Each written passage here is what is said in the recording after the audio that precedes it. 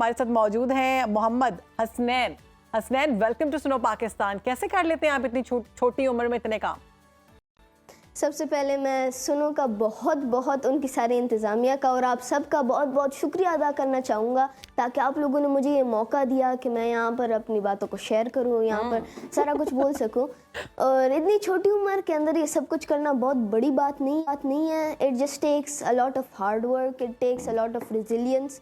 काफ़ी मेहनत चाहिए होती है। अगर आपके अंदर ये सारी if you have the capacity, अगर आपके अंदर ये सारी चीज़ों को करने की सलाहियत है, ऑफ कोर्स आसान काम है।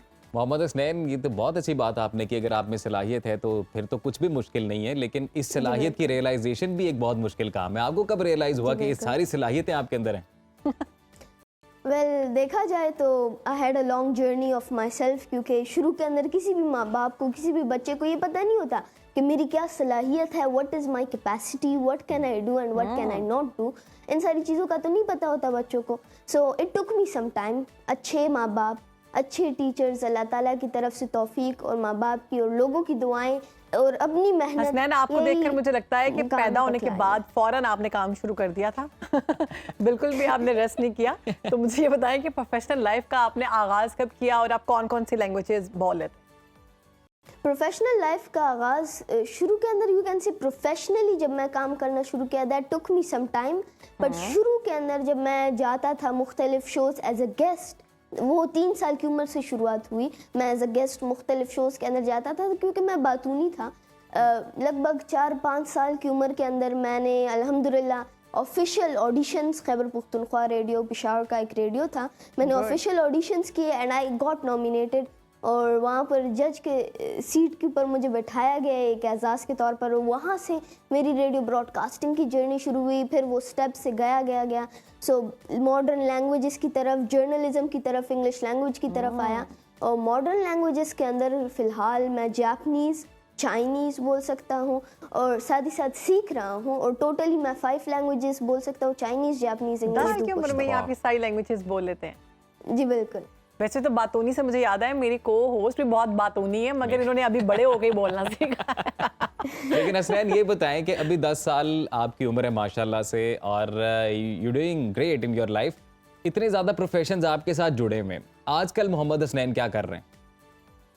आजकल तो फ़िलहाल आपके सामने बैठा हूँ। करंटली मैं unfortunately I am not consultant with any organisation as a teacher.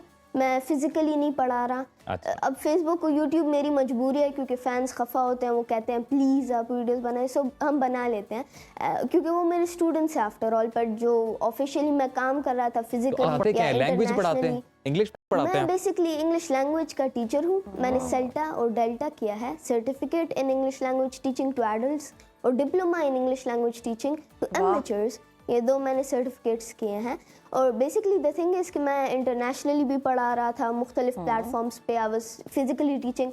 But मेरी हायर स्टडीज़ के लिए, मुख्तलिफ कोर्सेज के लिए और मेरे अपने फ्यूचर के लिए मैं ये सारी चीज़ें कुछ टाइम के लिए क्विट कर रहा हूँ। और इंशाल्लाह व्हेन आई एम कंप्लीटेड मेरा एग्जैक्टली मोहम्मद हसनैन आपसे सवाल भी यही था कि जब आप बिल्कुल जब आप इतनी ज़्यादा चीज़ें कर रहे होते हैं लाइफ में, तो जो बेसिक चीज़ आपकी पढ़ाई जो इस एज में सबसे ज़्यादा ज़रूरी होती है, वो कहीं ना कहीं कॉम्प्रोमाइज़ हो रही होती है।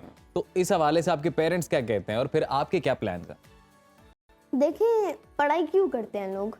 क्योंकि उन्हें जॉब चाहिए होती है। Around about 6 jobs. आपको तो चाहिए जॉब की ज़रूरत नहीं है और स्किल्स भी मेरे साथ हैं। सो जॉब के पीछे मैं नहीं भाग रहा, पैसे के पीछे मैं नहीं भाग रहा। अगर if I was running for that I would have not been in this seat और मैं पैसे लेकर बात करता। But I am here for free और मैं यूथ के लिए काम कर रहा हूँ। माई एम्बिशन इज़ कि मैं पाकिस्तान को, उसकी ग्लोरी, उसके वो फेमस टाइम जब जो कायदे आज़म ने जिस पाकिस्तान को बनाया, जो पाकिस्तान अल्लामा इकबाल ने बनाया, हसनैन, आप इतनी छोटी उम्र में इतनी बड़ी बड़ी बातें याद कैसे कर लेते हैं? और आप तो कर रहे हैं। मुझे पता है आपके पेरेंट्स, वालिद साहब जो हैं, वो बताया जा रहा है कि वो डॉक्टर हैं। तो आपको उन्होंने ये नहीं कहा कि तुम डॉक्टर बनो या पायलट बनो या फिर इंजीनियर बनो, टीचर ही क्यों?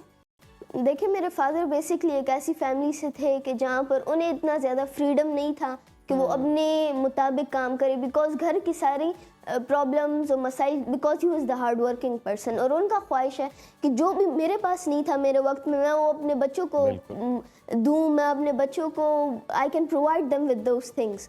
और फिर उन्होंने मुझे कहा कि आपको जो भी करना है, अगर आपने जर्नलिज्म करना है, टीचिंग करनी है, if you want to do anything, मैंने कंप्यूटर एक्सपर्टीज़ भी हासिल की है, आपने जो भी करना है आप करें, आपकी अपनी ख्वाहिश है, आप जो भी करें, आप सक्सेसफुल हो और अपने ख्वाहिशात को फॉलो करें और कुछ बन के दिखाएं।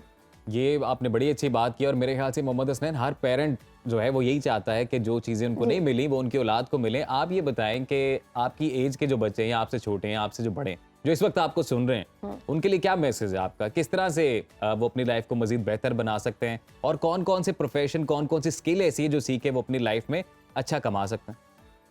देखिए, यहाँ पर मेरा मैसेज थोड़ा डिफरेंट होगा। मैं बच्चों को नहीं, मैं माँ बाप को कहूँगा। मैं हमेशा बच्चों, यंगस्टर्स को कहता हूँ, पर मैं आज माँ बाप को कुछ कहना चाहूँगा, स्पेशली माओं को। बिल्कुल। देखिए, हमारे माँ बाप क्या करते हैं, वो बेसिकली स्टूडेंट्स को भेज देते हैं ट्यूशंस को खुद से दूर, वो बच्चों को भेज देते हैं खुद से दूर, स्कूल्स, एकेडमीज एक्सेट्रा। नहीं, मुझे बहुत से माँ बाप कहते हैं दैट प्लीज़ आप हमारे लिए ऐसा कर दे, प्लीज़ आप ऐसा कर दे, आप हमारे बच्चे को अपनी तरह बना दें, आप उसे इस तरह स्किल्स के अंदर डाल दें। तो मैं उन्हें कहता हूँ that it's not about being me, मैं कोई प्रोडक्ट नहीं हूँ।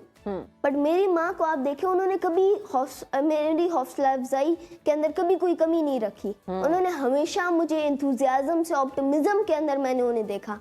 उनको कुछ नहीं था पता मेरी जर्नी के स्टार्ट के अंदर कि क्या है ये फेसबुक, क्या है ये यूट्यूब, क्या है ऑप्टिमाइजेशन, ये नहीं था उनको पता। बट उन्होंने मुझे कहा कि बेटा करते रहो और अपनी पूरी कोशिश करो। क्योंकि और जब भी मैं कुछ गलत करता था या जब भी मैं बेहतरीन नहीं कर पाता था, वो मुझे कहती थी बेटा मुझे पता है तुम्हारा नहीं है, तुम इससे बेहतर कर सकते हो, तो बेहतर करके दिखाओ। जबरदस्त। मुझे वो डिमोटिवेट नहीं करती थी, मुझे वो गुस्सा नहीं करती थी, वो मुझे कहती थी if you can do better, अब बेहतरीन बता के दिखाएं। ठीक है। और अभी भी मुझे कहती हमें ये हैं कि आप बताएं कि बेहतरीन जैसे बनें। आपने बताया कि आप इंग्लिश लैंग्वेज सिखाते भी हैं, तो आपके स्टूडेंट्स जो हैं वो आपकी एज के हैं, आपसे बहुत बड़े बड़े स्टूडेंट्स भी हैं, और कोई ऐसा दिलचस्प वाकया जो आपको अपने प्रोफेशनल लाइफ में सामने आया हो? बात यह है कि मेरे स्टूडेंट ज़्यादातर इंग्लिश लैंग्वेज के, जहाँ पर मैं टीचिंग करता था, बेसिकली वो बहुत मुख्तलिफ एज के थे। आपके पास 4-5 साल वाले बच्चे भी थे, आपके पास 60-70 ईयर्स के बूढ़े भी थे। और ये मैं पाकिस्तान की बात कर रहा हूँ, इंटरनेशनली नहीं, इन पाकिस्तान।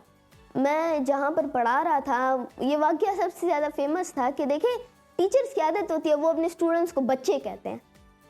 हमारे पास बहुत सारे ओल्ड एज लोग भी थे जो मुझसे काफ़ी सीनियर थे, और मेरी तो आदत थी कि हम बच्चे कहते हैं। बेसिकली इसके पीछे भी एक हमारा कॉन्सेप्ट है, एक हमारी आदत है।